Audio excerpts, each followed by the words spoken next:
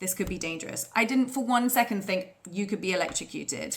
In the grand scheme of things, that could have very easily killed me. But thought of my life was very, very low. I was just like, live fast, die young, man. I push my body to the absolute limit and I do stupid things. Like, yeah, hell yeah. Throw me off a cliff. Let's go to Colombia by myself. And I can't get past a year without getting into the hospital. When did you start to realize that you have to process your trauma, that you are coming back to the hospital all the time to, there should be a solution? When did you start to realize? So I've been in New Zealand for 6 years now, and I've been in the hospital every year. Oh wow. Literally every year. And I can't get past a year without getting into the hospital. So is this, in New Zealand, you started to realize that something has to be done with this mentally? Yeah. 100%. So getting to New Zealand, I was starting to shift my lifestyle anyway. Since I was 18, like, because I'm dealing with PTSD, part of my PTSD is to like fight or flight. And I just traveled all my life, living like sort of partying everywhere, just sort of like doing a lot of extreme things because I couldn't feel. Because my disassociation and my emotions were very separate to my body. And I knew that I could put my body through a lot because I survived a lot of hospital visits. So I push my body to the absolute limit and I do stupid things because my mind is completely disassociated because I didn't deal with any of this trauma. Well, so you know what? This resonates a lot with me. I think maybe it will resonate with the viewers as well. So do you say when you have this dissociation, you have numbed feelings? It's like I'm here and then I'm actually also here. So it's like two very, very separate people. You do crazy stuff to understand that that you are alive or something like that. Yeah, to feel alive. To feel alive, to feel excited. I resonate a lot. It's like, even, is it something related to PTSD?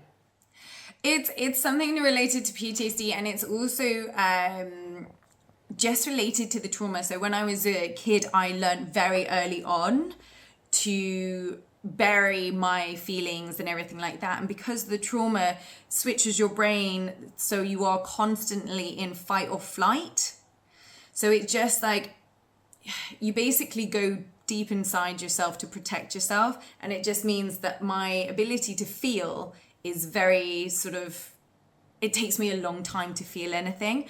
But one of my friend's favorite stories is actually, I was in a lightning storm and I was next to a lake and I was like, I'm just going to go and lie on my back and watch this lightning storm in the lake because... And I was just like, it's gorgeous. My mind was like, this is beautiful. I want to be closer to it. I want to be closer to it. Only the tiniest thing in my mind was like, this could be dangerous. I didn't for one second think you could be electrocuted. I went to the lake, got in and was like, you know what? When the ducks get out, I'll get out. Then maybe it's dangerous. But actually, in the grand scheme of things, that could have very easily killed me. But I felt alive in that moment, being in the lake. But the thought of it being dangerous didn't really even cross my mind. And that's kind of like a repeating thing that I have. This reminds me a lot of myself as well. Right. This. Let me tell you a little bit my story also of scarring, getting my scars. I've been a person that was not understanding that there is danger at all at my young, like 20s. So as I was working on the cruise ships here in Greece, this is how I relocated to Greece later from Ukraine, because I married a Greek person, which I met on the ship. But before I met him, so we were on one island, and you can rent a bike there, rent a scooter, let's say, not bike, you can rent a scooter. And without having any experience in driving scooter, I decided, why not? That's like, I have to live the life, I have to feel it. So I sat on the scooter, I made, pushed the gas, and it went crazy. Like, the person on the back said, no, no, please don't do it. And I said, come on, relax, don't be. And I said something. And he trusted me. He was on the back, and I was driving, it was like so nice. And then our one more worker was on another scooter, and he had my phone. So I said, you know what? He was going to the ship back, and I say, give me the phone. And he says, we will stop, and I give you the phone. I say, oh, come on, just give me the phone like this all the way. All the way, you understand? So I have this one hand driving scooter. I have this another hand trying to get the phone. Like this is crazy stuff. You should. And as I reached to this phone, I felt, and there was injury, and as a result, there were 2 operations, and I had a huge scar because it was like one operation over another operation, and the scars didn't heal well. So that's how I got it. And when you are saying this, I resonate with this because it looks like I was always looking for troubles, like jumping off a cliff, because it's the nice feeling, this adrenaline, looking for this adrenaline, you know what? Yeah. Is it, it was, in my case, it was related to a little bit emotional childhood, let's say.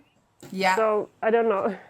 Yeah. This is how it that's because I was in hospital when I was really young. That's that experience that I had as a child before I was the age 7. That's when you're most susceptible to trauma. And my experiences in hospital at that time is where it all kind of started. And that's why I didn't have any regard for my own life. Like my self-worth and my self-worth and my thought of my life was very, very low. I was just like, live fast, die young, man. Like I'm useless. Like I'm not worthy of anything. So that's the kind of mental state that I was in during that time. So I was like, yeah, hell yeah. Throw me off a cliff. Let's go to Colombia by myself. Let's go to Egypt by myself. Yeah, let's hike here. 8 hours and I've got shorts on. So yeah, it's, like just these little things that you're just like, a normal person would stop and think, and you're just like, why?